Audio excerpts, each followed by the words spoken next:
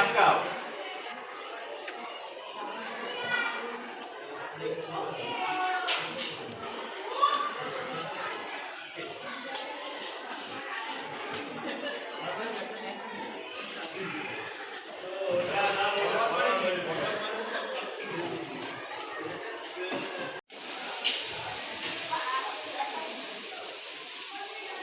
সামনে তাকাও প্রত্যেকে। মেরুদণ্ড সোজা, জোড়া, পা দুটোই উপরে উঠছে না কেন? হাত দুটো কানে যেন টাচ করে থাকে। তো কান নেই, কানে হাত টাচ হচ্ছে না কেন?